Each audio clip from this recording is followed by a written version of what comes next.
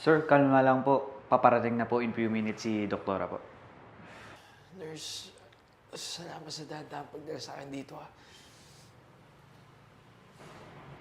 Sir, dito lang po tayo Antayin na po natin si Doktora po. Andrew? Cindy? Magkakilala kayo? Nako, Andrew. Talagang dinala mo pa ako dito sa mga best places sa bansa natin. Siyempre naman. I want all the best for you, my love. Love you. Love you too. Mga hayop kayo! Cindy? Manloloko ka, Andrew! Ahas ka! Sino ka ba?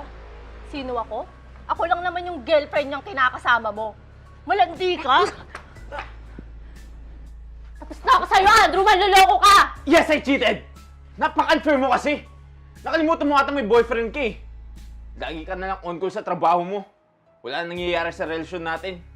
Di ba una pa lang sinabi ko na sa'yo kung anong buhay meron ako? Kung hindi mo maintindihan, umalis ka! Magsama kayo ng girlfriend mo. Alis!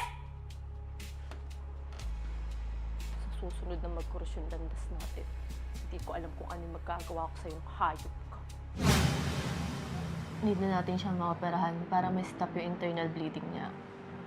Dok, sino po magtatrabaho sa fracture niya sa iba't ibang katawan? Hayaan mo na si Dr. Pajardo. Expert siya doon. Ako na bahala sa operation niya.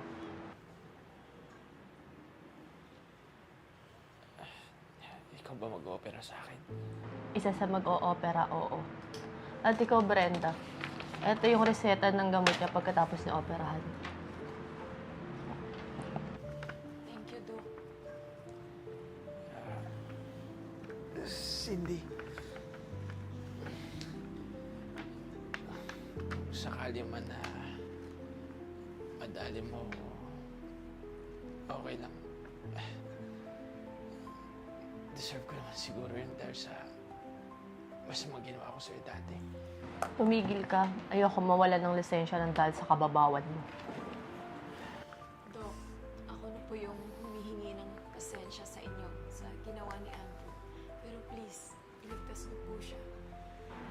Anong bahala? Gagaling siya. Tsaka kalimutan mo na yung mga nangyari noon. Gusto ko mag-concentrate sa operasyon niya. Sige na. Alis na kami. Tara na, nurse. Sige po.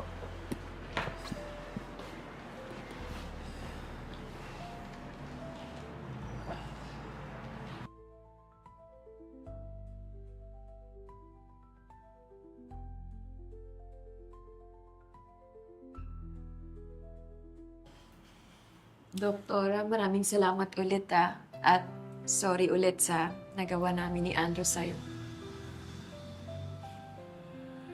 Cindy, salamat sa pagligtas sa akin ha. Kahit na nasaktan kita ng sobra dati. Wala na yun. Sundin niyo na lang yung tamang oras ng pag-take ng gamot,